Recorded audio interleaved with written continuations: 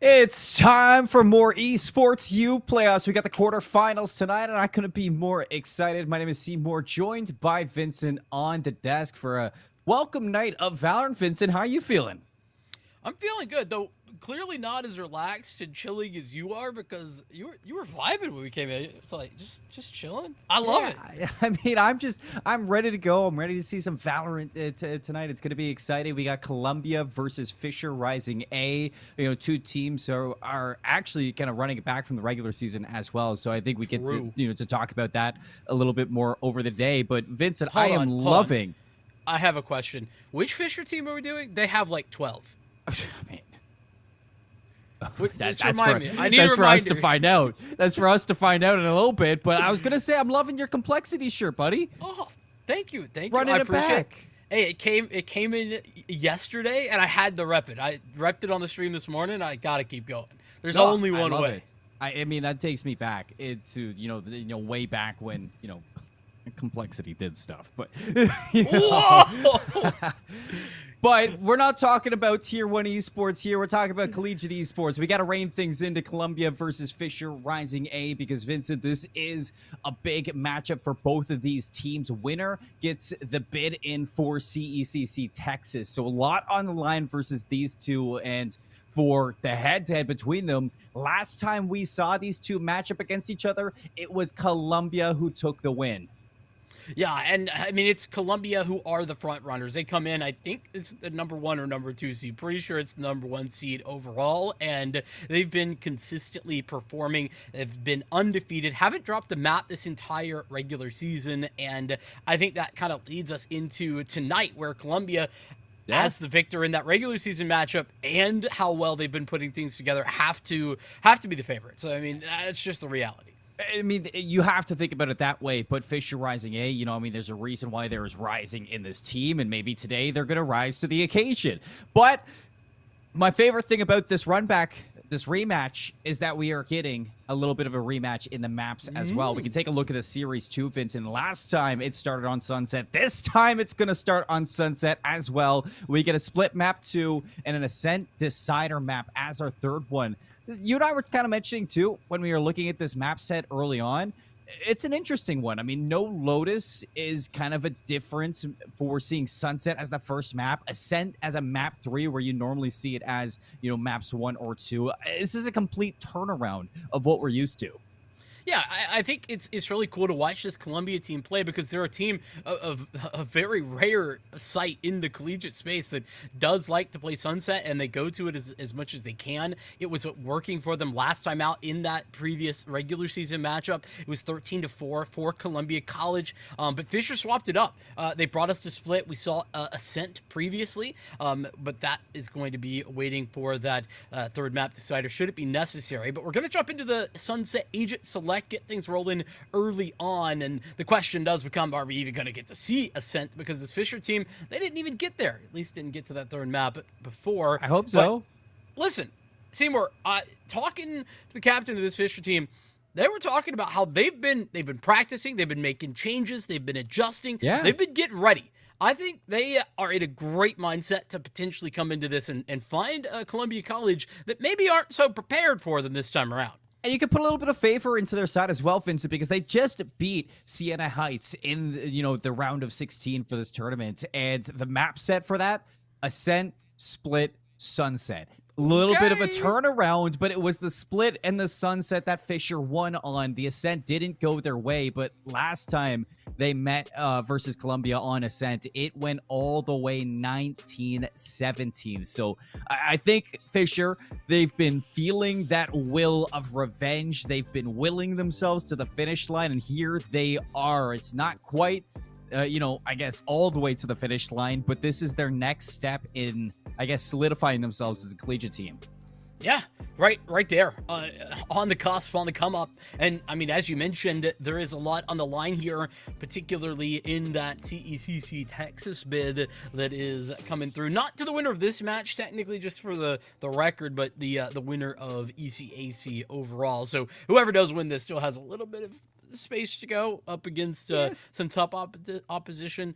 Burton Parker on the other side of that one, the big one in front. But But still, it's on land.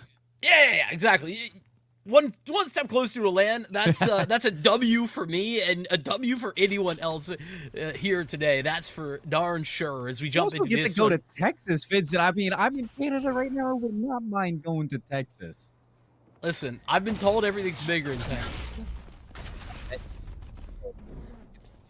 These two teams can get a little bit bigger for Texas. Off the pistol side, Fisher are going to be on the attack. Columbia's starting off on the defensive side. And like this from Fisher, you know, a little bit of posturing towards mid. They call to back up, and it looks like they just want to funnel into B. Fair enough. Keeping themselves put together. Carnage is going to be the one on the site, though, and good bits of utility initially, and I like that Carnage is just going to fall away. Play with this retake and allow Predzu's utility to start ripping them apart. Yeah, it's perfect. Brado gets caught in the tripwire. Predzu, chance for two, and he's not going to find it, but Calvin's there to get the trade. The flank is out. The flank from Isaiah. Does anybody spot this? Everybody's turned around. Asher's going to get the first. Isaiah takes his chance, and now it's into a one-on-one. Calvin opened up the round with a trade for Columbia. Can he finish it in the smoke? Peeks out with the classic. Calvin wins it for Columbia. Triple in the round. Nice work from Calvin. Longtime member here for Columbia College as well, and his triple kill to close out the pistol round. And it all comes back to Columbia making some good decisions there early in the round, not getting over aggressive, and like I said, allowing Predzu's paint shells to get activated. Isaiah just almost gets away with a triple kill from the flank. That would have been crazy, but unfortunately just limited to the two, and so Columbia College walk away with the lead off the pistol round. And it looks like we're going to see a very similar stature here for Fisher College as they keep grouped up. That was the plan on the pistol round towards the B site. This time, they're mostly towards A. Not going to be quite as explosive as they wait out the first bit of utility, but there's 3 defenders ready to go here and getting aggressive. I'm interested, too, because, you know, this is a Fisher team who, you know, they told us they've been changing things. They've been working, and I want to see what this work is going to amount to. It looks like they want to get explosive in this moment. Brado absolutely absorbed by Predzu, turns it around, Switchblade on the crossfire. Fisher get cut to pieces. It's not going to be quite the full house. Legend's going to get that 5th one, but a flawless round for Columbia off of what could have been Fisher getting the right timing. But, you know, Vincent, heading into the rifles, as I was saying, this is a Fisher team that has been looking to make some changes. Excited to see where these changes lie. Yeah, they've been making adjustments all throughout the semester. That's what Copy was telling us prior to this match getting started, is that they've had to swap up the roles in order to, you know, from where they started at the beginning of the semester, put together then with comfort roles and everything, to roles that made a little bit more sense to get everybody into the best positions that they can. And it's been a journey, and I think that that's something awesome to see. And that's been continually finding success. Just 2 losses in the regular season for this Fisher College Rising team. So they swap back over towards B. It's another swift approach. Brado getting caught by the paint shells again in the tripwire. Brado's got to start being careful, because that is the 3rd time. I mean, this game has just started. That's 3 rounds, all Brado getting first blooded. You saying 3rd strike you're out type of situation? It's a 3rd strike. You got to think about something new. Fair enough. And listen, in fairness to him, it is a nice trap play there Columbia are putting together. You know, it's kind of the same vibe as we saw back in the day with the Astra, you know, and the paint shells as well. All of that is very effective. If you walk into it, it's hard to counteract. Fortunately for Fisher, they still have these rifles. Unfortunate for them, they have no information on these Columbia players. Carnage going to be suppressed here. Switchblade's going to look to at least keep the pressure on. Copy finally receiving a trade.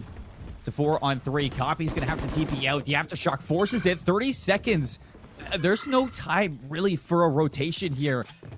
If they want to get the spike down, they need to go fast, but Calvin through the middle shuts down Super Tai. Now there's definitely no time. Well, you say that. Copy getting a double entry towards the site, and just going to have to be a sprint, but that sprint is going to be fast enough for Fisher to get themselves into position. Isaiah, they're looking to deny this plant. He's going to stick it. There's just no time. The flash out confirms it. Columbia, they had an idea. They executed perfectly. Vincent, and even at the end there, it got a little bit shaky, but it just seemed like Fisher didn't know what to do as soon as they felt a little bit of pushback on the site. They lose that first blood, a couple of question marks in their head. They try to wait it out, try to force some rotations from Fisher, but from Columbia. But the thing is, Columbia got all the space through mid at the start of that round. They didn't need to rotate. All the information was in their hands. Yeah, honestly, Fisher lucky that Columbia didn't take more space, actually, considering they could have been all the way through A, they could have been all the way down to mid. All of that space could have been taken, and it wasn't. So Fisher, in that way, getting a little bit lucky, though it doesn't give them a round victory. And an adjustment. Fisher, again, sticking together. This has become a theme thus far for this squad. Switchblade quickly going to fall off this. Does he read this? It doesn't need to. Legend is here. The smokes go up, but as they do, Fisher goes down. Asher finally with the trade there. Off with a sheriff shot. Ratsu goes right back in, and they all line up. Devastating moment for Fisher after where they thought they had some breathing room. They did not. Seymour, I want to see a change, and here's what I'm thinking specifically. Obviously, there's plenty of ways to approach this map, but I want to see a little bit more of a default right now for this Fisher team, because they, on the one hand, trying to keep themselves stuck together. That's great for a really strong exec towards the site, but we haven't really seen those set pieces. It's been more of a trickle in despite their grouping, and maybe just gathering a bit of early info, playing it a little bit safer might be the best course of action, but it looks like Fisher going to go the other way, back towards A. They want to hit it. They want to hit it hard this time. Brado gets through. With that, the first blood of the round finally going the way of Fisher rising. That's going to immediately call a reaction here from Columbia to play their space, and that space is not too safe just yet. Switchblade forced off the angle, spotted by the neural theft. Couple shots here and you lose your wingman, so Switchblade under a lot of pressure. You have to fight his way out while the rotations come in. Switchblade still alive, finds a second one, but now all alone in a 1v2. Pop flash from Super Tai, the pinch from Isaiah, and Fisher get it done. A good old 1-2 punch. Yeah, and a little bit dicey. You know, to be fair, didn't look the prettiest, but I will say props to Fisher, their approach in dealing with the player on site, ensuring that nothing goes too wrong. Their Switchblade doing a phenomenal job of getting maximum value, but still, Fisher College overwhelm, and you saw that fragment put into the generator spot. That's important fantastic for them to be layering utility like that. I didn't really see that in the previous hits. It got interrupted a lot early on, but it's just an extra layer. Tai going down. That's the null commands. Not going to be used into this round. Hunter's Fury early on for Columbia, looking to, again, like you said, layer the utility back at Fisher. It's 2 tags on that Hunter's Fury. 2 tags may be enough to do some serious damage here. The Boombot's going to get some information. Pretsu's now here, so this is a big stack from Columbia. And the Omens all the way through B main as well. Held back just by the tripwire. This is a hit that Columbia knows coming. Flash out. It's Switchblade to fall, though. Brado confirmed that kill. Legend goes back in. 3 into the round. On pace for the ace, but that's not where Fisher want to go. They're going to call an audible. A quick rotate over towards B, and that's where you said that, you know, Columbia, they didn't stop getting space. Now you look towards the Omen to camera taken out. Hook, line, sinker, catch him in a trap. This is a very nasty situation for Fisher because, I mean, the spike's sort of stuck, and Isaiah is checking the boxes, trying to clear out all these angles, but it's taking time. Notice the clock, see where it's 20 seconds, and then that's when that Omen gets activated all the way in the flank. As soon as noise is made, information gained, this Omen can just essentially win the round, depending on where the plant comes. Calvin's played this so well. No noise made, just listening for the tap. Plant is in, 2v4. Calvin's going to be seen. Asher on 41, barely alive. Nice jump spot, though. Isaiah pressured out. The paranoia just catching him barely. Swings back in. That's Legend for his 4th. Ace? For the ace in the round. Asher surrounded by members. Calvin steals it away, but is a round to Columbia nonetheless. Only losing out on 2 members. You can just continue racking them up, Vincent. I could be going crazy here, but I'm pretty sure that the ace wasn't there because he backed away. Because he already has his ult. I'm pretty sure that's what just happened. I mean, that is smart, though. You know, I heard in an interview today from Sentinels. You know, I don't know if you watched just the in-depth after their Masters win, but it's talking about, yeah, you could go for the ace, you could just feed it to your team, or you could just win the game at this point. Like, is it about padding your stats, or is it about winning? Hey, you win, you lose as a team, your individual performance, it sure does matter, but I'd say winning's more fun than losing and dropping 25. Well, this is interesting. Fisher continuing to pressure the ace site early into these rounds, and I mean the majority of Fisher here. But this time, where we've seen aggression from Colombia, they're passive. Maybe waiting for this null command that just gets popped through.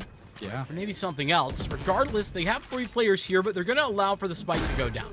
This null command has allowed for the spike plan without the interruption of the Rolling Thunder. But now that it's done, Colombia gonna group up, and off the Rolling Thunder, they're gonna go back in. Switchblade opens it up from the skies. It's Prezu. Oh. Carnage together with the 3. And this is Colombia just stating their name into the A side. What a retake.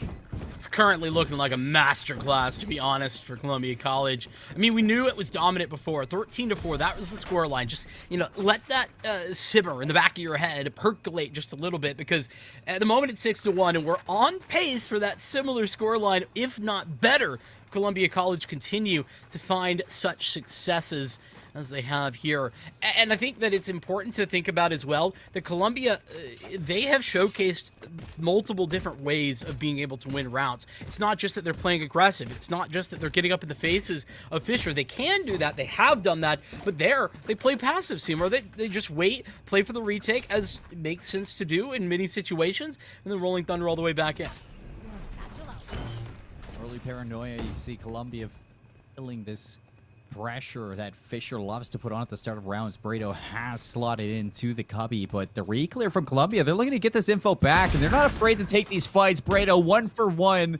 It's raise for raise, Vincent. Not a terrible. Legend turning it up to maximum right there. Carnage looking for some help here. Calvin uses the from the shadows to reinforce the site, but I love this from Isaiah, just trying to box them out. Doesn't matter though. No, Copy is gonna get caught, and Isaiah makes nothing out of it. Oh, this is tough. 2 on 3. Oh, and somehow is Asher alive. Just shouldn't be. Legend's got him for sure. And that's super tie. I mean, one of the best players you're going to see on this roster, but in a 1v3 surrounded on all angles. That is a confirmed round for Colombia in the rifles again, and it just doesn't seem like Fisher can get the ball rolling in that sense. Colombia is so good at reacting to these situations. Love the timeout, though. I mean, it is getting out of hand. This is the time to take a moment and just talk things over, right? Copy, the in-game leader for this roster, gonna just try and get everybody on the same page, trying to find, okay, where are the issues that we're seeing, and gonna have that time to do that here. The other thing I wanted to mention, last round, Switchblade out towards mid was the last player rotating through, and we've consistently seen a little lurk, no matter how slight it is, from Fisher. This time they leave somebody over in mid. I think it was Isaiah who was over there. Just gets absolutely beheaded by Switchblade on that rotation. So Isaiah, who's waiting for Switchblade to make the rotate and catch him off guard, is the one who gets floored. That's the depth that Columbia College are currently putting together right now. And this is where Fisher, Copy, Big Daddy Copy, going to try to take the reins here as the IGL, figure out how to work around this Columbia masterclass so far. They got the 1 round, Vincent, but I feel like it's just kind of in that moment, Fisher hits the shots, they take the site, they get the spike down, and everything goes right. But in the rounds after that, I mean, we've seen them get the spike down, and they just keep getting trapped in these situations where Columbia are making sure that they have the opportunities for these retakes. If they even get the spike down. I mean, it seems like Columbia are the ones determining whether Fisher can have a spike plan or not. That's how dominant it feels. Well, heading into it, I mean, you have the Showstopper, you have the Hunter's Fury. I'd love to see some forward thinking, especially considering you're forcing into this round. Well, I mean, forcing maybe a strong word there. They're on stingers. They got cash left in their back pocket. So, I don't know, making that heavy of an investment, maybe you want to save that for the gun round? It's a tough decision. You can make a fantastic conversation for a win on an eco, or you can make sure that you're going to get the victory on a big buy. It's all up in the air. Fisher just get the owl drone out of position off of just solely their lives. Calvin's going to snuff things out, though, through mid. Brado and Isaiah line up for it. Switchblade to the clear. Copy, only one to find anything out of these sheriffs, and it's into a 2 versus 4. Smokes up the aggression again on top of the spike here. Switchblade, and he gets another one. It's just sheriffs that they're up against, but they are making it look so easy right now. Columbia dominant here, 8-1. Fisher, they're going to have these rifles yet again. They didn't opt to use any of these ultimates, Vincent, and they're coming up on 4 again. They have that neural theft once more on Isaiah. I'm looking at this team to fish for a blood, get that information, and determine which site they want. Yet to see this showstopper come out, and I think the Hunter's Fury hasn't actually been utilized either. Hasn't. So, yeah, 2 big ticket items, like you mentioned. It's time to utilize those right here and now. Not off the rip, though, by the look of things. And this is that default I was hoping to see earlier on coming through after the timeout for Fisher College Rising. Time like the present. Isaiah, what a shot. Swings around. Calvin deleted. That's what the D in Calvin D stands for, at least in this round. That's going to be a call to wrap to A off the neural theft. This is it. They know exactly where to go. The only thing in their way is a red-hot Switchblade and a Hunter's Fury. Yeah, that's potential plant denial. That's the problem. Could be like a counter Hunter's Fury situation, but no. The Boombot's going to buy enough space and time. The Owl Drone will help do the same, and it's a 3-on-5. Yeah. Retake for Columbia is going to have to be perfect. Fretsu gets caught, and now you look to the gun. Switchblade still alive. Legend, 2 incredible players so far for Columbia. Can they get it done? The paranoia gonna slow things down, and Isaiah makes pressions through mid, so that is drawing a lot of the attention away from Columbia, burning this clock. But here's Legend to strike, immediately traded by Asher. It's down to 2. Crossfire through A main. Brado swings out, and Switchblade gets found. Brado, wonderful shots at the end. Fisher put it together, only using the neural theft. Yeah, that's huge. Like, essentially, they had all of those tools coming into that round, and I was ready to see them use them all, Seymour. I was down for 4 ultimates to be used there, and happy if they got the round because of it. Instead, Isaiah gets the opening pick, pops the neural theft, the over-rotation, caught off guard. Columbia moving back to B from Isaiah's pick, and Fisher rotate into A. Hold back the retake for free for so many seconds before they can even get into position. So Columbia caught for the first time off guard. That's good information through mid. Fretsu should be known here, but hiding away, looking for 2. Supa, tie shuts him down. Hunter's very early on from Switchblade. This time, not going to force away Fisher off that early success. They run it down. Copy finds the Zova. And Columbia with a minute 13 in a 2v4. Vincent, Legend is at A, but on the outside looking in. Columbia getting a little too creative here. I mean, in essence, the game plan that they came into this round with, not a bad one, but Just gives it away. They get caught off guard in multiple ways. The information actually pulls out the null commands. Fisher not playing with their food. Legend just toying around the smoke. Swings out. They're all there. Not even finding one. Tries to hit him from both ends with Carnage, but Fisher walk away with their lives. 3 rounds. And I mean, from the way that this began to the way that we're sitting now, Fisher have brought themselves back in this half. I mean, it's only been 2 rounds, but absolutely the style in which it's happened it's game changing. It's a lot more comfortable. Fun fact as well, 4 out of 5 players on 6 kills. Fun stuff. It's a team effort. That's right. Something dream work. Yeah, something like that. Columbia, because of their run of rounds, still have 1 last buy here for the final of the half.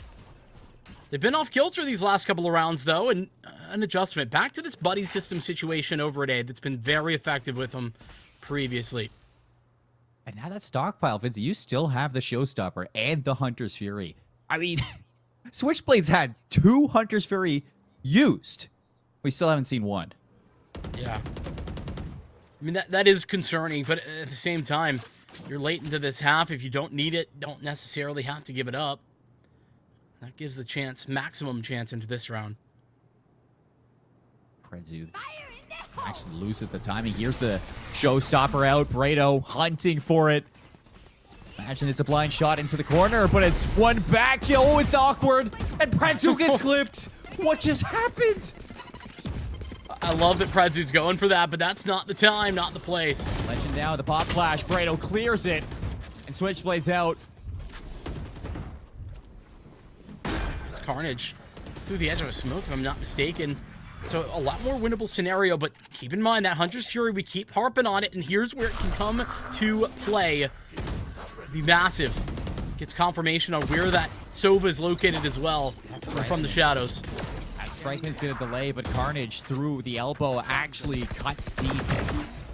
That's the second one from the Switchblade. Soon enough, you're looking into the Hunter's Fury to solidify the round, looking for the dagger here. The Hunter's Fury off of the reveal. And there it is. Carnage gonna stick it out. It's so over. Dark's not enough. The defuse getting stuck, and that's gonna be a round for Carnage, stealing it away from Fisher. A 5v3 in the post plant. Columbia say no problem.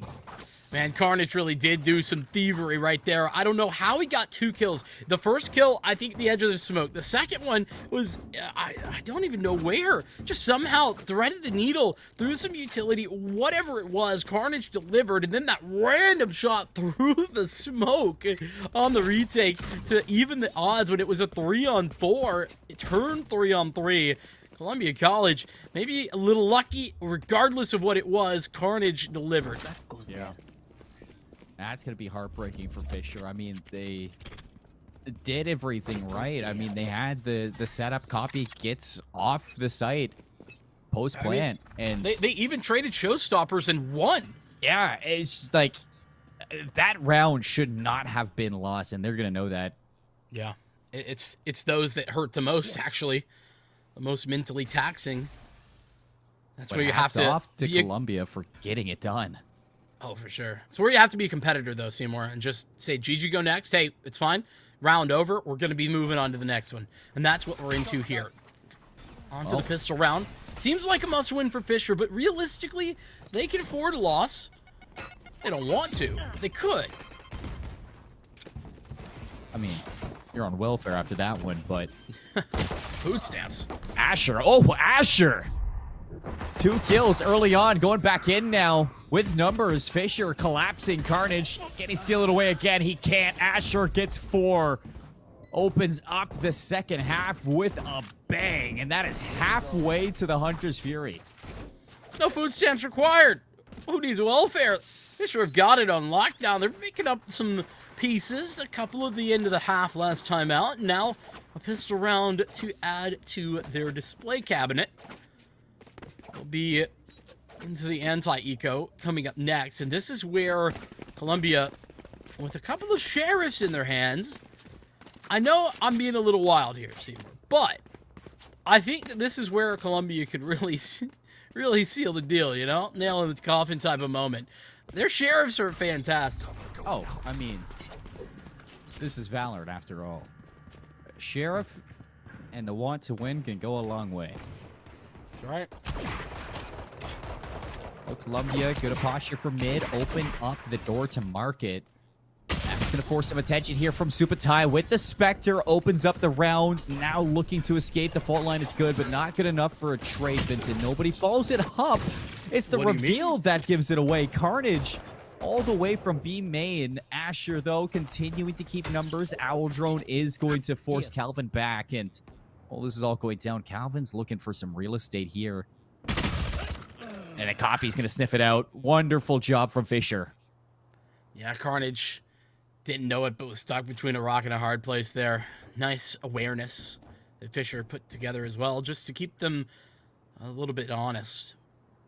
2-on-4. not much of a chance at victory here anymore, but damage, that's always a possibility. But Pareto is saying good night to Galvin. I mean, with a Pareto's classic in been hand. tucking in too many people so far. So I guess Switch could have a hope and a prayer at a spike plant. The site's kind of open. Switch has No, been... but he's going to go away. He's leaving. Switch has been one of the top performers for this, but 17 seconds, I mean, there's no time. You have to go to A. First, you need to find these kills, and you only get a classic buddy. Maybe next round. That's tough as well, because he was the architect of his own defeat. That recon vault gave him away that he was there. And he came back 10 seconds later to a occupied site that was once unoccupied. Now with a lot of unfriendly gamers on the defensive side. So bonus here from Fisher. That's actually not quite a bonus. They got a Guardian and a Phantom still. And they're on the defensive side. So really they can set the tone for where these Spectres and Sheriffs want to be. Can, and look at what they're gonna do. Whoa. They're gonna stack B. I like this call actually for Fisher. It's tough because they're down, but I think that this is a great way to approach this bonus round, especially since realistically, if you have all your utility, which they will, you can approach this A side on a retake. You just can't lose to Carnage on the Carnage. Neural Theft now looking to seal the deal. It's going to show that nobody is home at A, and everybody's going to have to force the rotate around. Owl Drone from Switchblade spots 2 again, and Carnage 3. Make it 4. Bro. No ace for Carnage. It's Legend again stealing it away, but Columbia get double digits. A job well done from the Cypher. That's just so tough for Fisher. I mean, they take a gamble, and you and I both know how gambling goes. Sometimes you win, sometimes you lose. And You're saying I'm a gambling guy? I'm saying I've seen you at a casino before. I'm saying, you know what? Find me at a roulette table, things will happen. And unfortunately, they didn't happen so well for Fisher College. They put it all on red, and unfortunately, Columbia walked away with all of their money. Technically, they put it on a hint of green. That's fair. They were on the 0-0. It did not hit, so let's see if they can bring it back. No chance for errors now as the rifles.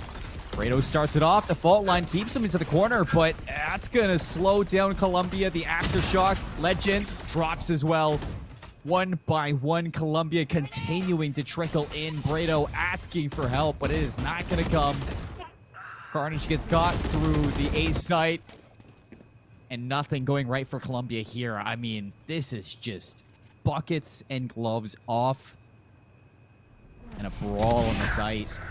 Calvin catches copy, looking the wrong way. Gonna fake the TP, and Supatai red alert into the corner. Calvin's gonna clear it. Supatai barely alive and now dead. 2v1. Calvin looking to steal it away again.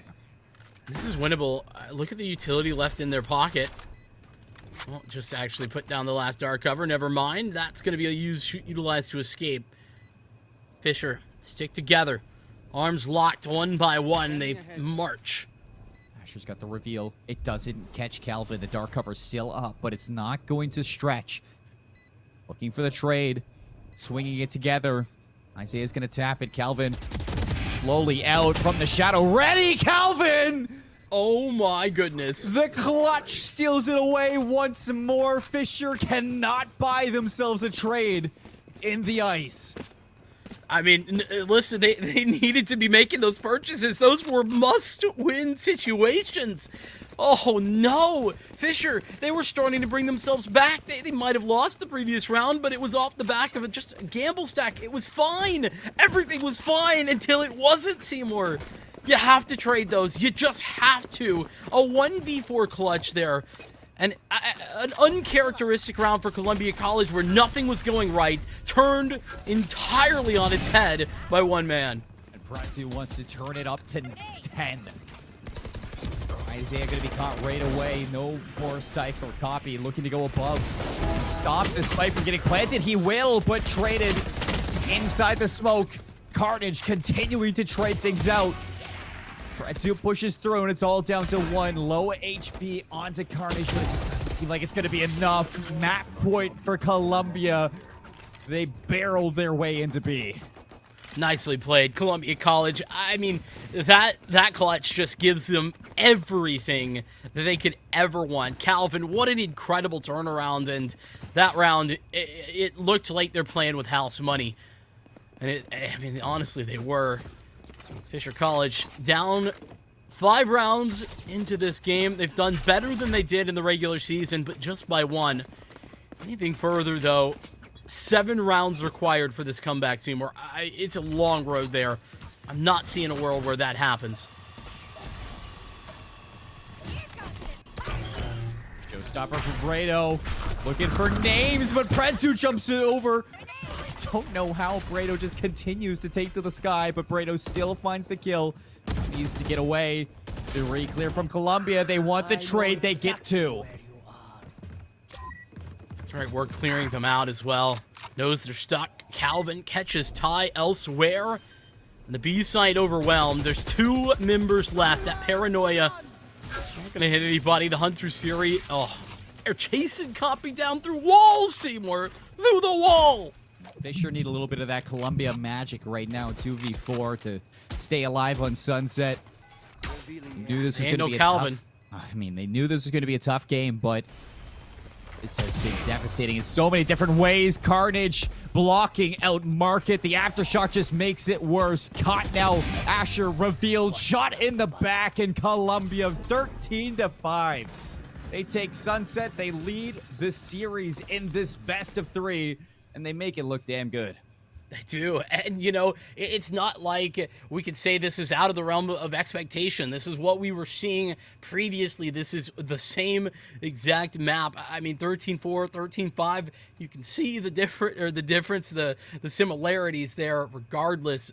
But still, that Calvin 1v4 just really puts the cherry on top of what was already a really good game. But it brings the momentum and what has to be going through the players' minds, right, to 150%, because now you're rolling. Everything's going right if you're winning a 1v4. I mean, it's not even that. It's the Calvin 1v4. It's the clutch towards the end of the first half where you're looking at the difference between 9-3 and 8-4, Vincent. I know it's, not that big of a difference. Some might say it's a curse, but it hurts when you lose rounds like that. And this Fisher team, albeit this is not a team that you want to count out in those situations, but it's a team that is still learning, and Columbia are the complete opposite. They know exactly what they need to do, what they want to do, and they are executing it perfectly in some of these moments, especially in their clutch scenarios. I think you just cannot underestimate a team that even when they're down in numbers, they are still a force to be reckoned with. Yeah, now that is the toughest situation I think for Fisher to contend with, walking out of this map, is that when they had the advantage, they weren't able to hang on to it, and that's got to change. It's got to stop right here and now as we look towards Split. That's the big change up though. Fisher, they brought us to Split as opposed to Ascent for the second map, which does mean I got to imagine they've got a game plan ready to go, Seymour. That is what's keeping me invested in this Fisher College team right now. We got to see if they can split the numbers above our heads and send us to a map number 3. We're going to take a quick break. We'll be back with map number 2, folks. Stay tuned.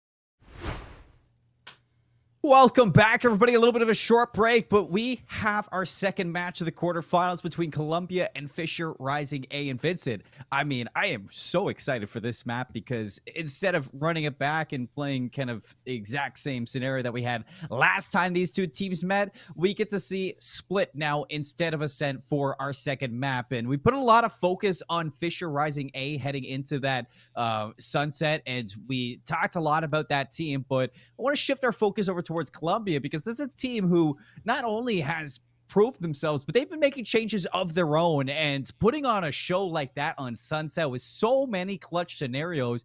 They look like they are only getting better.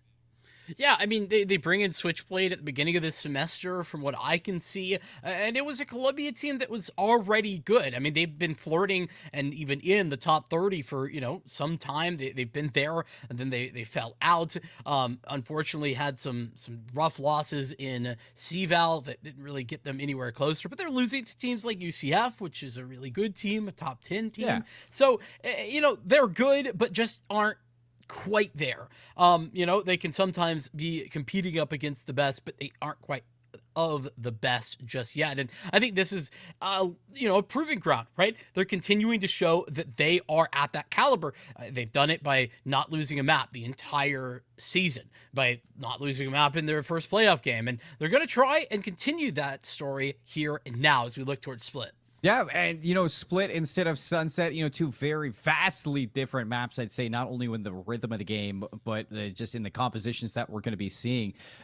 For Fisher now trying to force us into Ascent, what needs to change for this team? Where are you looking at them to kind of step up? I think there's two things that have to be at the forefront of my mind, right? And it's definitely going to be at the forefront of their mind. And if the first of which is if they have an advantage, they need to be able to convert that into a win. I mean, listen, that is a forehead moment type of basic stuff for Valorant, but that wasn't happening, bluntly, that wasn't being delivered upon in that first map. And so that's the first thing that Fisher need to be looking towards. And the other one, this is going to be maybe out of nowhere because Brado really stepped up towards the end, but I need to see Brado have some more explosive impact. We saw it a couple of times. I think that showstopper little trade situation when they were out in Cubby towards the A site on Sunset. Give me more of that. Need to see that continue. No, of course. I think Brado really stepped it up towards the end, but you still saw those moments weren't really paying off in round wins all the time. And I think that goes to the rest of Fisher to kind of follow up in those moments. I think Brado has been a star for this team when it comes to this duelist role, and I need to see it also excel to the next level heading into the Split if they want to see that map number 3. Last time they met up against Columbia, it was a 2-0 sweep for Columbia, and it's now Columbia on the doorstep of doing it once more. We look at what they've put together, and it looks like we're getting somewhat of a almost mirror matchup, just the difference being Predzu going to the Jet, Brado sticking with the Rays. Yeah, and honestly, could be really a preference thing at the end of the day. The Rays is traditionally really strong here for obvious reasons, paint shell related reasons, that is. But there's no reason the Jet can't find value. There's a lot of high ground to work with. Yeah, it's relatively accessible, but just having that updraft is still an effective way to utilize that outside of the blast bag. So it's options available, and especially if you get into those aggressive scenarios, having a dash to get out of there, it's just a little bit more reliable than the blast pack. It's as great as the blast pack is. Yeah, and the double controller setup for both teams is something that I'm really looking forward to.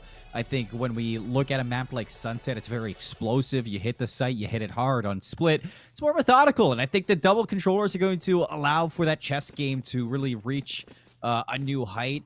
You're looking at the Vipers to kind of split things up, isolate some fights, and that's going to allow Brado to maybe slip in undetected for Fisher. But at the same time, Predzu, you're playing a Jet.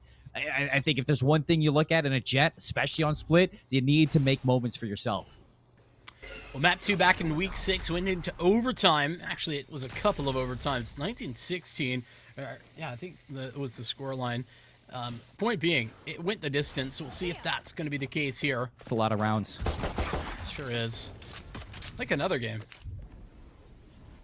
I don't know what you're talking about. I couldn't even fathom something other than Valorant right now. Fair. Look at That's the all I'm thinking aggression about. we're seeing from Brado already into ropes. Asher gets blindsided by Legend, and that's already the Viper gone. Calvin's going to jump spot in towards B main, and is he going to call for the little bit of a collapse here? Supatai to force Calvin into an aggressive spot, but as soon as the cage goes down, so does Isaiah, and Calvin is getting away with murder. It's taken so long for Fisher to get the spike down, and they still haven't even started. I mean, that paranoia really saves the day, courtesy of Copy. And they're not even going to get the spike down now. They have to take a little bit of a second to reset, and that's allow the rotates. Copy. Gonna keep things active. 1v1 Pretzu. Got the early information. Has the Sheriff too, and Copy's gonna get away. There's 25 seconds. So there's still time to play with. And Pretzu has that idea too, but... Wait. It's a fake into a fake. Pretzu's gonna go back in, but doesn't expect Copy to be so close. That's the big veteran on the team. Copy, the IGL, stepping up in the pistol for Fisher. Oh, Captain, my captain right there from Copy. Absolutely fantastic. And I mean, the paranoia was on point. I don't even know what that, like, walk away, like... The double fake was crazy. That Pretzu reads that and then gets floored. Love to see it. That's exactly the type of individual performance that I think Fisher College Rising needed to just stamp their ticket on this map, at least initially. You know? Pretzu even backed up off that side. I mean, there was not enough time to get to the A. I mean, I'd imagine that that's what, like, went through Copy's mind, like, just that realization, and then same for Pretzu, but... It's still wild. The moment, this whole game is different. Trailblazer's gonna spot Pretzu. He's caught, and Brado finds the kill. The decay brings Brado down to 4, but will stay alive. No armor, but full health. They need to walk away from this. This is just not a winning engagement. No. With that, with the orb in position, and Calvin with the shorty. It's just death waiting on the other side. And it looks like Fisher have got the memo. They are headed elsewhere. Little fun Seymour fact. The Prelude to Chaos, the shorty, probably one of my favorite skins of all time. Really? It's definitely up there. Big Doom fan. Oh, camera. Enough. Oh, that gives it all away. That's the money shot right there. And now everybody's falling away onto site. Fisher continuing to layer things down, and the Sheriff isn't going to be enough. It's only noise made. For all that Fisher cares, Legend has repositioned. That spike down. Bulldog in hand. Legend gets a third. No way this falls away again. For the Thrifty, Calvin brings it into a 1v2. Isaiah not gonna land the shots. And I cannot believe it. Another Thrifty from Colombia. Hashtag not like this. I mean, just not like that for Fisher. I mean, again, I just got done talking about it, Seymour. The momentum and everything going their way out the back of that Copy clutch. And it just all fades to black. Just away from them in an instant. That's crazy. Fisher. And they're not even going to buy back. I mean... listen, I would hate it. I would call it a bad play, but a confident team rebuys here. I'm just saying. Pretzu. Oh, this isn't right. Walking through the wall. Asher expects it, but elsewhere, Switchblade continues to keep numbers. Supa tried to make a play, but Classic only a little bit of damage done. 4v3 we're sitting in, but it is a Vandal recovered. Oh, this is nasty. Legend, he's timed this to perfection. Copy walks away, gets a little bit of running on that one as well, and as he evacuates, Legend's there immediately. Calvin still has another dark cover, so he can stop this one. Copy gonna TP in. Calvin's been so good in those moments. Another double kill. Switchblade gonna put the cherry on top, but and Colombia off of what was a Copy masterclass in the pistol round. Colombia have completely brought this back. And a storyline of 3 up the top there, a Switchblade, Legend, and Calvin. Carnage and Pretzu simply haven't been required. They're here for decoration at the moment. And, I mean, if you're Pretzu, and you're on a duelist role, and your team is farming without you, you gotta be loving it. You're like, all right, guys, just go off. Go off. Just walk away with those frags. I don't care. We're gonna see Fisher into a bye round, though. It's their first of this type, and it's a Predzu op on the other side. I'm not sure Copy actually saw this cross. Predzu has arrived undetected, goes back in for seconds, and won't get the shot off. It's Super the trade, and Require's going to be caught by the Trailblazer. Carnage looking to deal some damage on the entry, but nothing landing. Asher, a second kill in the round for Fisher, and that was all the way at B, so Legend's going to have to back up. Take the attention back into here. Guiding Light flashes himself. Asher blind as a bat. Wow. Carnage gives numbers now for Columbia on this retake. Immediately it's coming. The camera's going to see nothing. Carnage up close and personal in their face. The retake is good. 2 staying alive. Columbia get their third. Nice spacing from Columbia there as well in the retake. It's a small thing, but it's something that a lot of teams might do wrong. Just getting Calvin has the back of his teammate just a step behind, but not too close, not too far, and allows for that victory. And as much as it was a bit dicey, I'll call it like it is. Legend, that wasn't pretty, but he got it done. He got it done in the end, dispatching with Asher on the flank. Fair enough. And that was what starts the ball rolling for the Columbia retake. 3-1, and that was the bye round. No op this time. Speaking of Predzu, a little bit ambitious on the second shot, but they'll still have rifles, and it's up against Stingers and Sheriffs. I mean, like, again, it's one of those rounds where Fisher do everything right in the moment, and then bam! It's all swept away. I know exactly. You get the op down, you get onto site, you get the spike. It's just you need to start following up with rounds win in those moments. Isaiah with a beautiful first blood. That's going to be a rifle now for Fisher. The neural theft as well. It's the information. Carnage is known to be here, and he's surrounded by players, but using the dark cover to isolate these fights, only good for one. The spikes reach the site, but comes Columbia. Seekers as well. Asher gonna get out of that. Okay, this is a lot more winnable now. 2-on-4. From the shadows could grab some information, but I think that they might just want to walk through this as soon as the smoke goes down. And that's the plan. Around the corner, Calvin traded, and that is another thrifty. This time, Fisher, they say, how do you like them apples? And they take their second of the map. Okay, Vincent, we got ourselves a game.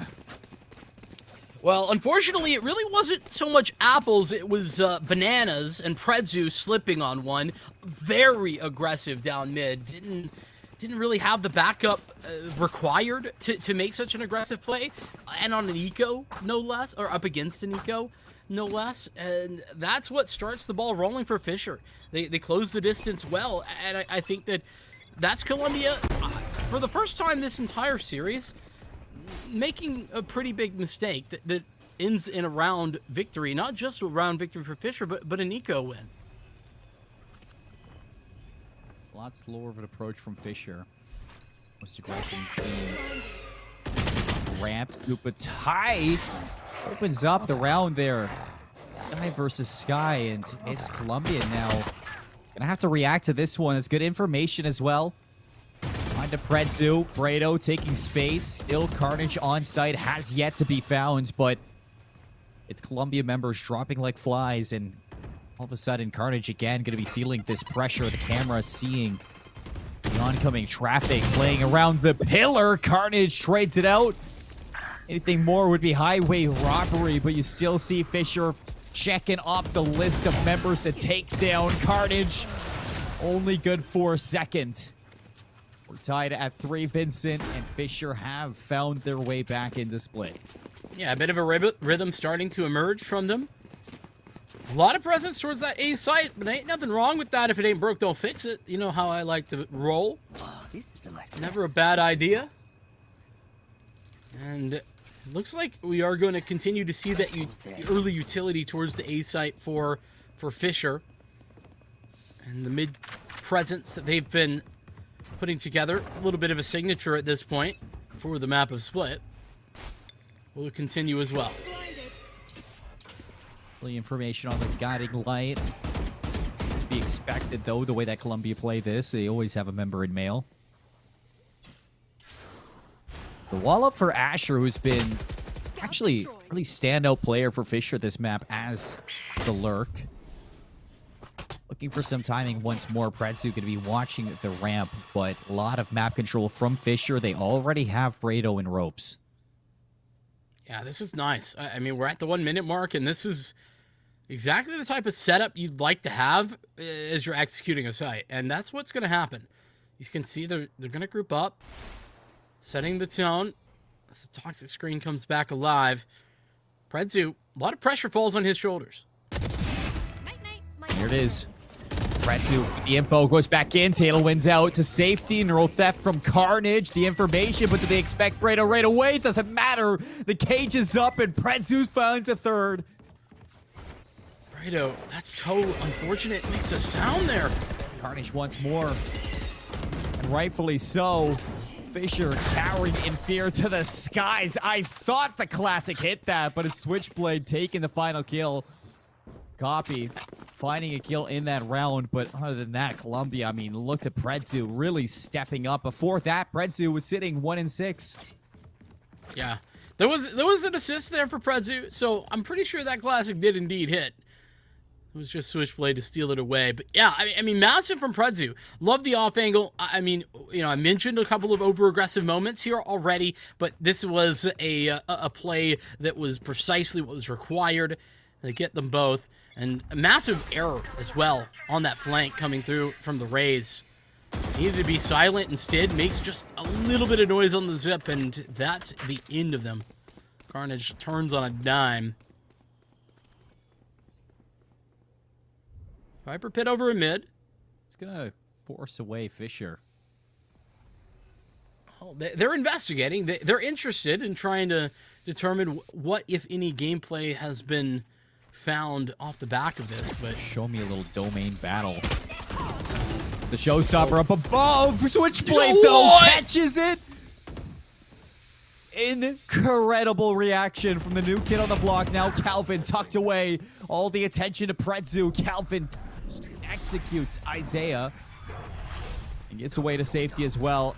Fisher, I mean, this round could have been something different if Switchblade went down, but here we are. Asher now looking for clues. Instead, just gonna find a little bit of an exit out. I would not have been surprised to see a little chat message that said sit after that one. Just utter domination there. Just a phenomenal shot from Switchblade. And look at this. Switchblade isn't even scared to walk up. Just keeping space in the Viper's pit, making sure nobody's looking to pull a fast one. And 14 seconds left. It just seems like Fisher, they're conceding this round. It's the first time that we've seen them save. And I think Fisher knows that they're starting to kind of get a little ambitious. It's not working out. That's fine. Go back to the drawing board. Let's see him next round. Yeah, and I mean, realistically, the biggest problem in this one wasn't Fisher having a bad game plan. I think that the Trailblazer into the showstopper to give the idea to Brado of exactly where that Viper was located, that's all very good from a game plan perspective. Unfortunately, you can't game plan for Switchblade just doming you. Yeah. As you blast back in. That's something you don't have a plan for. You just have to try and answer that when it happens. And there wasn't an answer. Fisher, try again. Out towards A this time. It's one of those just throw your hands up. You're like, oh, okay, what the heck? Yeah. Go next. That's right. And that's part of being a competitor, being able to walk away, understand something was out of your control. Spots the cross up ramp. Couple shots there. If that hit, I would have gone bananas. But the Boombot not getting any info actually through the dark cover, so no idea if somebody's on the other side of the smoke or not. The paranoia at the ready. Here's the Seekers.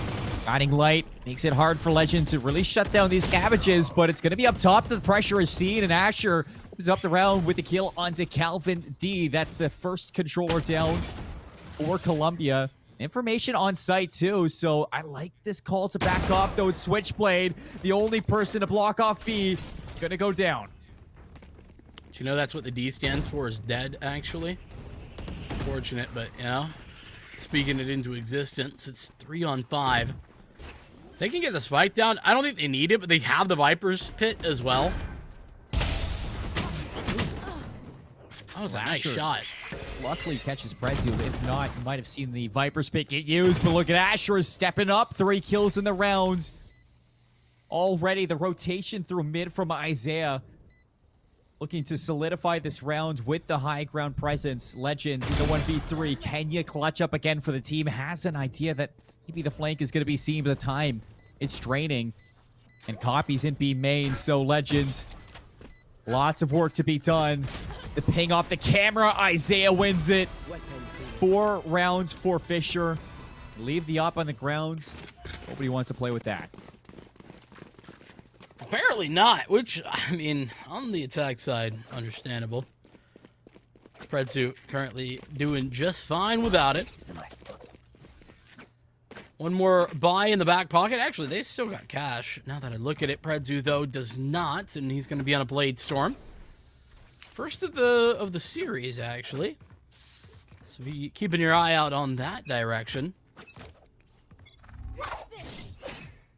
That's actually the second time that we've seen the op come out for Predzu, and he's got a kill with it, and it's immediately traded. So, yeah, I would say that, technically speaking, yeah, Predzu has been better off without it.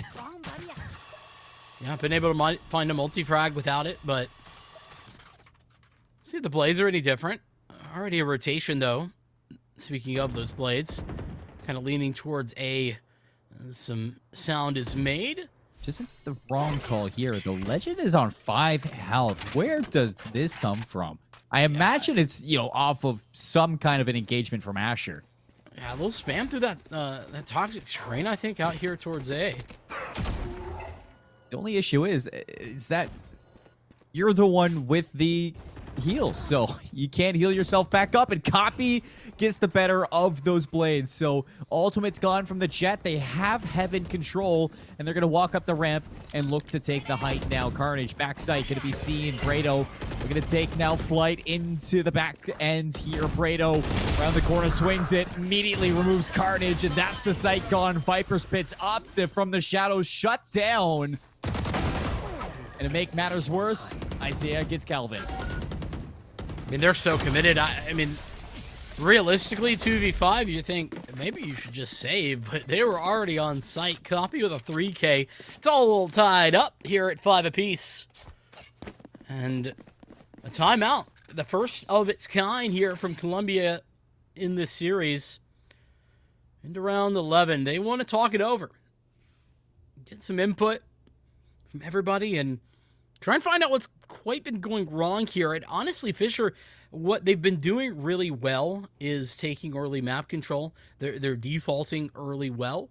They're pressuring mid, not necessarily taking control of it, though they have a lot, but not even necessarily having to do that, but making sure that there's pressure there every round so that there's, you know, no crazy pushes like Predzu was trying to do at one point, or that Viper's Pit was holding it at another. It's all been looking good there for Fisher, and last 2 rounds in a row have been their way back into this one. Yeah. And, I mean, at the start of this, you were asking, you're going to split as map 2. Obviously, Fisher have a plan. Well, what's been the difference from Sunset into Split? We've been seeing so much more proactivity when it comes down to these ultimates from Fisher. On top of everything, you're seeing the whole team step up in a lot of these opening engagements. Brado was the one to make that opening play on Sunset every single round. This time you're seeing Asher, Isaiah, Copy, everybody try to, you know, pick up the load. Yeah, not only that, I mean, you mentioned Asher on the lurk there, but it was Isaiah last round that was cutting off rotations. Everybody seems to be delivering. Asher just barely gets some information on the player ramp, so gonna know the pressure's in, and gonna call for the rest of the team to take their battles elsewhere. Asher tucked away, looking for 2, looking for maybe all 3. It's the Judge. Of course it's the Judge. Legends bringing out the taboo weapon to win that fight, but I think you meant best gun in the game. Thank you very much. Taboo in my eyes, at least. So, Carnage, mini op in hands. Let's see them headshots. Tucked away in the corner, hearing all the info, calling for Legend, who now has a rifle to hopefully answer with a couple kills here. But Carnage, nice shot. Only good for the one. Legend know exactly where the sky is, and the trade's effective for Fisher. They take the lead for the first time since the pistol. And it's all off the back of some incredible plays from the team. Asher, again, the lurk pays off for 2. You know, I was just about to, like, my brain was thinking, oh, Fisher have just got the lead for the first time this series. That's how disconnected this whole game has been from their pistol round win. Yeah, they win 1, they lose 3. Like, doesn't happen very often. No, not what you expect to see, but a resurgence here. Last 7 rounds, 5 of them have gone Fisher's way, and it's a gun round to finalize the first half. We're going to see much the same as we have been the entire half. Fisher spread out, default. You're going to have 3 players towards mid. Control at the extremities, and what was that satchel for? Just in case somebody's in the orb. You know, you can never be too in the sure. orb. Oh, I'll be honest, I didn't realize it went in the orb. I thought it went down, like, below. You got your glasses on, right? My bad. Hold on. I put them back on. Yeah. You know, listen, there's a lot going on and missed something. All right, give me a break, Seymour. No. Never. No. Never. Alrighty then. That's how it's going to be. I understand.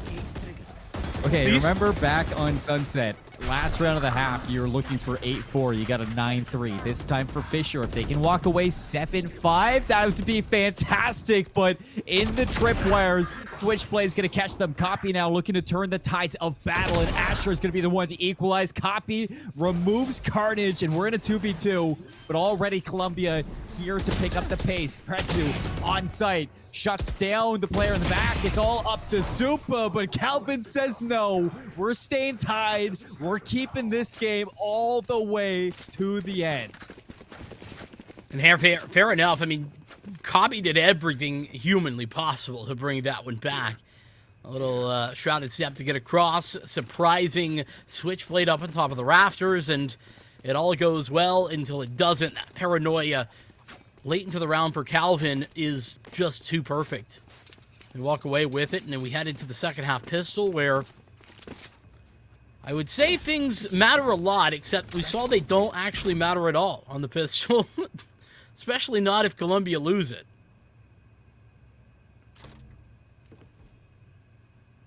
Is this 5A? Send it? Why not? This is actually good news for Fisher, because that's where they have all of their Cypher utility, and they're playing off-site, which means that if this is just a commit A for Columbia, they're going to get the site, but they're also not going to lose life. These teams have been going back and forth for pistol rounds. Last time it was a quadruple kill out of Copy to win it out. This time, who knows what kind of party we're getting here on A. The Cypher utility, it's gone. The spike going down, and now Fisher going to have to play this retake. All according to plan thus far for Fisher College here in this one. To be fair, this is exactly what they were game planning for. Trying to wait out that toxic orb is not ever fun. No. The healing now from your Sky. Guiding light around the corner. Brado, little path being blazed out here. Copy's going to catch the paranoia, still wins it out, and it's a trade fest now. Legend keeping things even, 3-on-3. Nobody off-site, everybody on-site for Columbia, and Calvin continuing to wreak havoc on this round. Calvin gets 2. That's going to be Columbia winning the pistol of the second half. Vincent starting their attacking side off strong. That was a masterclass, Seymour, in how to bait swing with your teammates. I mean, every single time, Columbia just one player swinging, another falling back, and that same player coming back out for the trade. That was beautiful. That triple crossfire with the elbow and the box there on site. It was just chef's kiss perfection. Columbia College, they have not found 2 pistols in a row, but it certainly feels that way. Oh, does this look like deja vu to you? It certainly does to me. I think I've been in this place before. I certainly have. A little stack towards the A site here for Fisher, and it's a B hit for Colombia. And they're all sending it. This time it's on an eco, to be fair, not a bonus, but they shall all be running down Carnage here in a moment. It's got to be annoying to meet a cage as soon as you reach your destination, but here's the flash out. Nobody's going to be affected. Still, Carnage finds the kill. Isaiah trades it, but is it enough? Time. That's what you're fighting against. Not just these Colombia players. So Fisher, they're going to have to pick up this pace if they want the round win. You lose Asher, you might have lost the round. Now setting up for the exit kills, but Colombia, they have an exit of their own. They can just back up towards heaven, continue to remove these players from Fisher. It's a second round their way. No thrifties this time, Vincent, in the second round of the half. It's Colombia converting. And converting with 4 staying alive, so their bonus is going to be pretty darn strong. Carnage the only one to fall. Fisher making sure everybody loses their life to the spike, though, to ensure the maximum amount of money into the next round. It's a big round coming up for Fisher, especially. You know, a loss here for Colombia, not a big deal. You don't expect to win your bonus every time. But the full guns in hand, Fisher are under pressure. And Copy. Oh, Copy has Dancing. no info here. Just about to say, dancing with destiny, because the fact that it gets no info is brutal. The wall goes up. Copy already off-site. Colombia playing this so quietly, and I mean, I don't blame them. They don't have the best of guns for the situation, but they're looking to make a situation of their own. Trailblazer into the back. Copy's going to be caught. Trailblazer back on in. And Pretzu is now known. Asher opens up the round to kill onto Carnage. It's going to put numbers now for Fisher Rising. They're looking to collapse together. Copy the dink there, but Pretzu swings out and evens us up. Calvin on 10 HP. Still alive, but not for long. Brado runs it down, and the numbers twice full in the way of Fisher. Brado knows that. He's running in. Legend, the only one standing between them and their 7th round. He's not going to find anything other than that kill onto Brado. So Fisher Rising, they win their rifle round with majority numbers still alive, Vincent. Not too shabby. No, not at all. And, you know, that passive play on the site, it really could have come back to bite him, especially if Copy had overextended, maybe tried to play through the dark cover or off the back of the Trailblazer, but instead the patience pays off, and they're able to walk away with that 3 players surviving. As you mentioned, majority, that means the money's building, and not only that, Colombia feeling the pressure of those bonus weapons. You know, if they have maybe not 3 stingers, then that's a different situation in that post plant. But instead, it's looking pretty easy for Fisher. Legend, wow. Wow, I don't even think they saw Brado. No, just spamming the smoke. How And did Asher get that kill? Yeah, shouldn't have gotten that kill, to be honest with you. With Calvin picking up a frag at B, it's gone from bad to worse for this Fisher College Rising team. Vincent, the round just started. I didn't even get a time to break down what's going on in my brain. And it's a 2v4. So now Supa and Isaiah, they got to pick things up here. See if they can recover this round, but they got no info on the rotation. Carnage has already made his way into A-Heaven, or at least working his way into A-Heaven. Forward positioning here for Carnage, and no way Isaiah getting away with murder. This is a round that should have been a guarantee that is no longer that. 1v1 out of nowhere. Sky versus Sky, and what are we working with? The Trailblazer, Absolutely not nothing. there, and it's a ring around the rosy. Supa knows this one.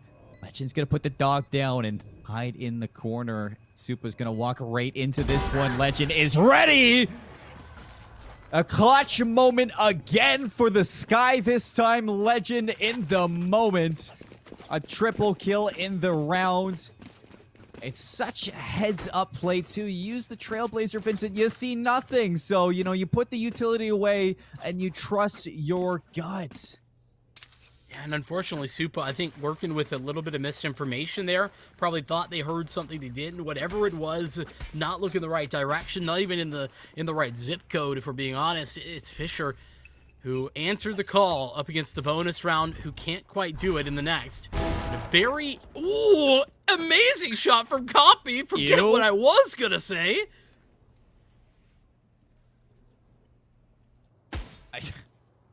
I don't even know what I was going to say.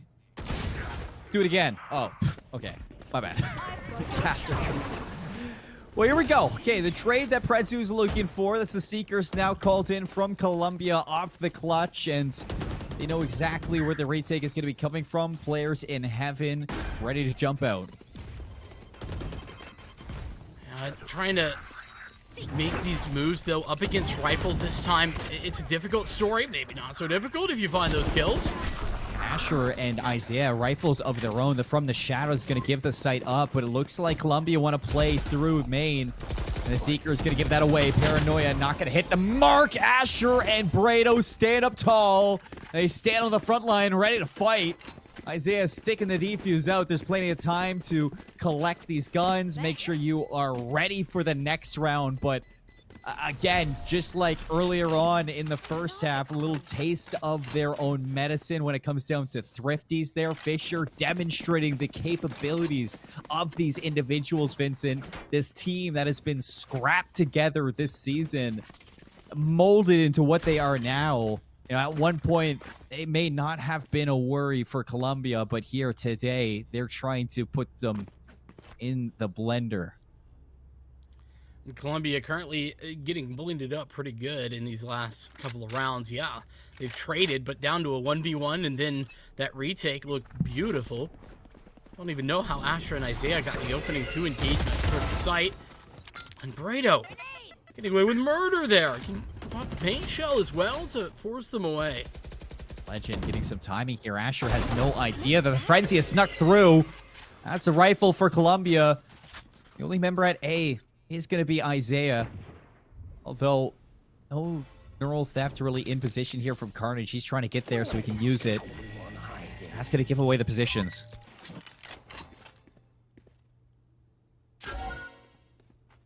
Wherever you go, it's going to be a 4-on-2. Brado knows that numbers are not going to be in his favor. The satchel, the showstopper, and he dunks on them. Brado almost looking to get that 4th one. Legend puts it to rest, but this round has blown up and not in the way that Legend was hoping.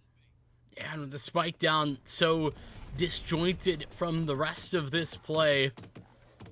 Legend not going to be having too much success unless they find some incredible individual aim duels here in a moment. But look at how deep this Omen's located. Copy is miles from the action. And there's a lot of angles between him and Legend to be cleared out, though that spike can be recovered. Big issue is Legend only has 51 health.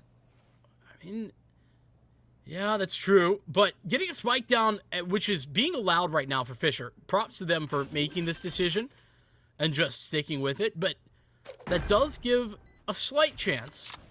You know what this actually gives? An alt point off the kill.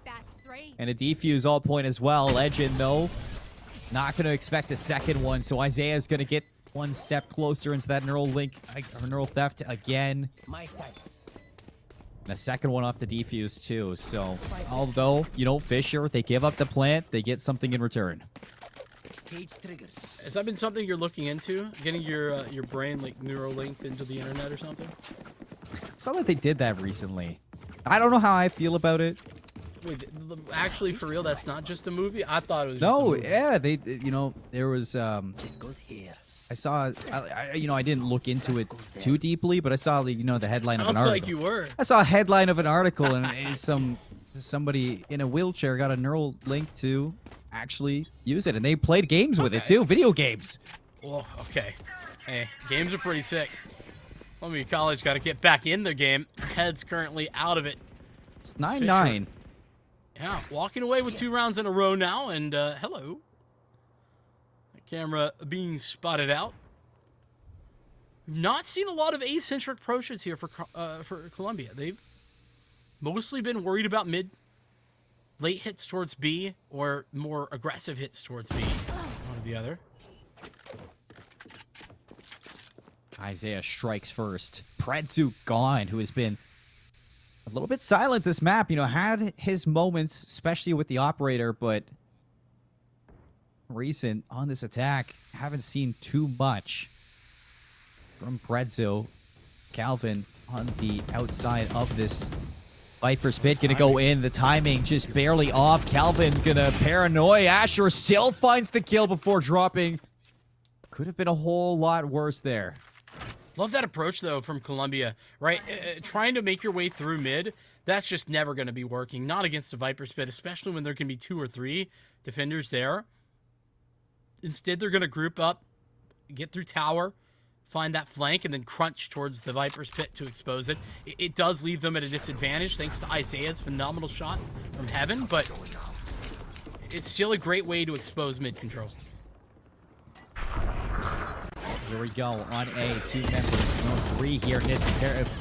From the shadows. So Switchblade in a 1v2, 3 seconds. No. There's no time. Copy not going to leave it up to chance. 10 rounds for Fisher. They pulled things back, Vincent. As we look back, that's 3 rounds in a row. In the second half now, 4 rounds on their defensive side. And it's been a whole lot of success coming out from a lot of these players, especially you look, I mean, Isaiah, 14 and 12, not at the top of the scoreboard for Fisher, but has some very impactful moments in these rounds, especially in what you love to see from a Cypher. I mean, not to mention the clutch captain himself, Copy. Asher has been incredibly consistent. Yeah, it's been a team effort and beautiful to see, but the news keeps getting worse here for Columbia. Their money, it's busted up. Yeah. They gotta, I mean, they do have the blades. That's, I guess, the big win condition for this round is the Blade Storm and the fact that they do have the site for free. And they have a Viper's Pit, too. Oh, good point. They can maybe box there's a these couple fights more. in. And Pretzu's going to open up with a kill. That should be a gun recovered, too. And he's going to go up the guiding light, perfectly placed, and that rifle does get picked up. Copy finds the trade, but that's lots of damage done.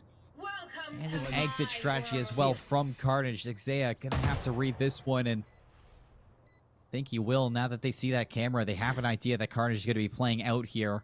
Just listening, the Viper's Pit on site makes it hard to find these members, but they don't have the time to deal with Carnage, and they know that. Carnage listening for his chance here with the Stinger, collapsing from behind. Legend on the inside with that Stinger, takes down Isaiah. Now it's all down to Asher and Copy, and the numbers, the health, the time, nothing in the hands of Fisher. Everybody dies on Columbia, but they get the round. They keep us tied.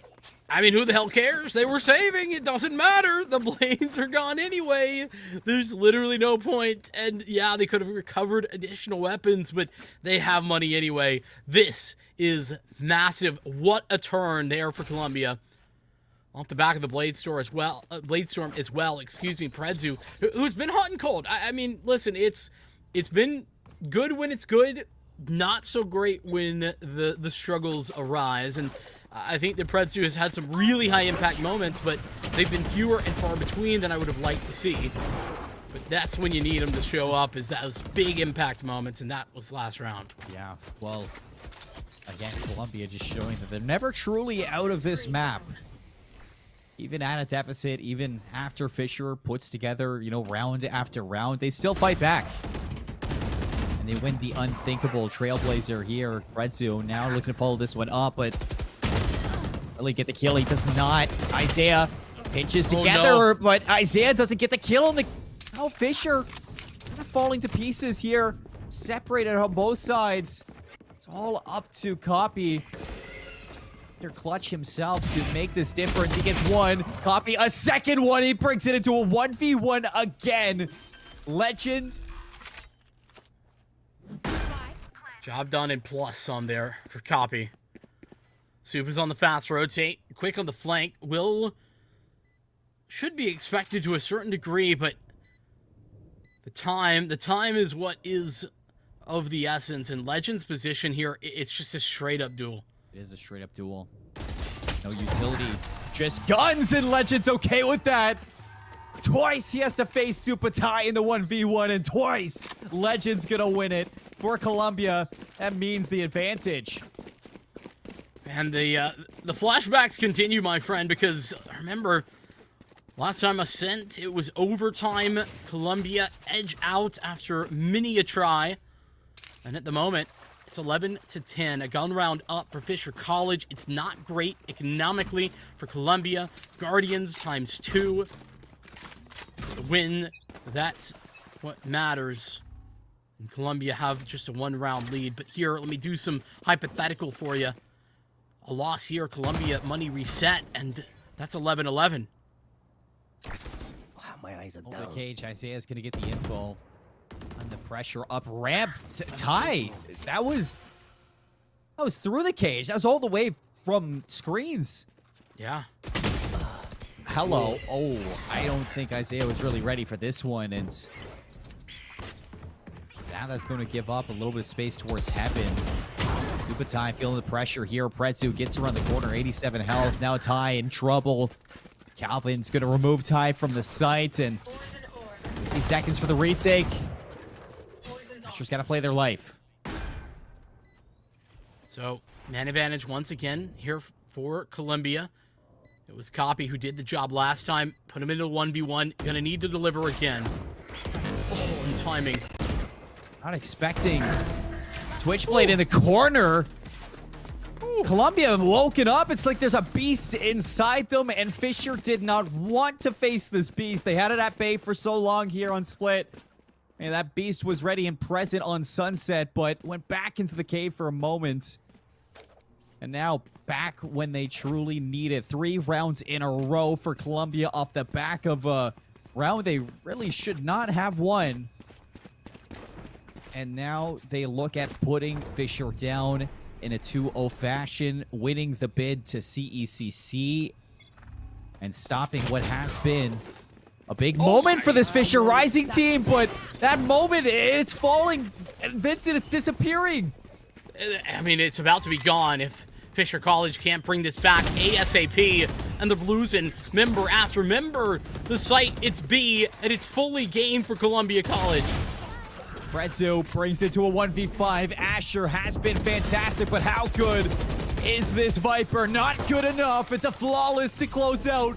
13-10 Columbia. They run it down B. They take the bid. And we'll see them at CECC Texas. Oh my goodness. I cannot believe that Columbia just come in there. I mean, they look like they're up against the wall. It's like 2 rounds in a row that they've been losing, and they just come out and they start throwing punches, haymakers left and right, and then towards the end of that, they complete what was building there for the last couple of rounds. But oh man, a Fisher College team that looked good, looked like they were right back in it, only to be smacked back down once again. Yeah, I got a little ahead of myself, Vincent, thinking, you know, this was their ticket to CECC. It looks like I a little misunderstood everything. And they still got one more game to go. They still got the winners final now, but, you know, they're on their way. And Columbia, man, this team is impressive. No matter how much pushback they face in these maps, they continue to still have presence. They continue to still react and change up. And I think that this team, I feel like we still haven't seen the best out of them. I mean, Columbia, they looked good, made mistakes, but they came back. Yeah, I mean, they put it all in the server. And I think that, you know, the fact that we saw such consistency across the board there from Columbia was really impressive towards the end of that game, especially. I mean, everybody was kind of having moments. Pretzu was a consistent conversation, but I think really started to shine there towards the end, had a lot of impact over the course of the map, but it wasn't just him. I think that you could pick out any name on this Columbia roster and talk probably 5 minutes about what they were able to do and how they are able to dominate in one way or another. And I think that is what impresses me the most, and why I have to agree Columbia still have something more on offer. Unfortunate that Fisher lose out here, but Columbia, they bested them in the regular season, and they proved that was no fluke. And I mean, what a show from Fisher as well, Vincent. I mean, before we get ready for this interview, I mean, we think we could give this Fisher team their flowers, because we're going to be saying goodbye to Fisher Rising A. And I mean, this is a team that has gone through a lot this season, putting together this ragtag team of 5 players who had no synergy before this season and towards the playoffs. Now, I mean, this looks like a team that if they stick together heading into the next season, they could make waves. Yeah, I mean, absolutely. There's no doubt about it, and I think that there is a realistic world. I mean, this is a team full of young players as well, with the exception of Copy, who's getting ready to graduate. Everybody else is a young player ready to kind of take those reins, continue on, and that's beautiful to see. Building in for that next semester and continuing on, even if things are done here for them for the spring. Yeah, and I mean, Copy laying the groundwork for this Fisher team. I'm excited to see, what they have in the next season, Vincent, when we get to see Fisher Rising A return. But we got Calvin D. The D stands for Don't Mess with Calvin, coming up for the interview after this break, folks. You don't want to miss it. It's been a fantastic game. We'll see you soon.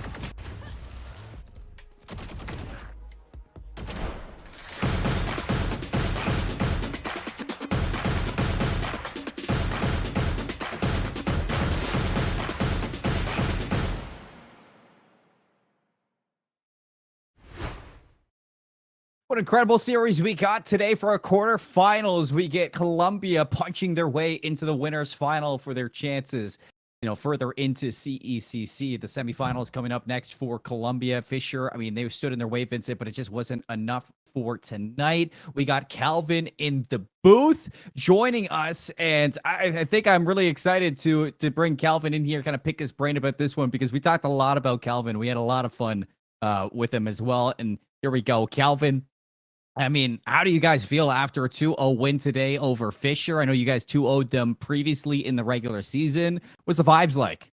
Yeah, no, we were pretty chill throughout the whole thing. We knew that we played them before, so like we weren't too worried. For some reason, like Copy is just amazing against us and just like always has games. Like he dropped 30 on us the first time that we played them. So he did it again, or he just had a really good series, and that's kind of like the one thing that kind of like that. And well, we got to be careful of that. Kind of it. Always All right. stepping up, it seems like, to Colombia, Vincent. Yeah, for real. I mean, he did have a good series, but you guys handled it with the word ease, maybe not so fair on Split, but Sunset, it certainly was easy looking. I just kind of want to know what you guys are doing, coming in throughout the season, not dropping a single map. I want to know like what allows you to have that level of consistency. Obviously, we know you're a strong team, but what does the practice regime look like to kind of get that consistency? So something that we kind of actually changed up from last semester is like we noticed that we were getting burned out. We were like playing and scrimming like 5 days to 6. So we've actually slowed down a lot this semester. And we've kind of taken a different approach where we're just kind of like we're maybe doing like we're looking at map reviews, and that's kind of it. We're not even really scrimming a ton anymore, just because I think we have like hours together, but really now it's just like getting down like the game knowledge from my team. So a lot of that is just us looking at maps, what we can do differently. Fair enough. I mean, hey, it's working for you, and sometimes it's about getting the server time in, and sometimes it's just about falling back a little bit and making sure that you are at your peak when it matters the most, and that's what it's been looking like. I do have one other question, and I feel like the people, and by the people I mean me, must know, what does the D in Calvin D stand for?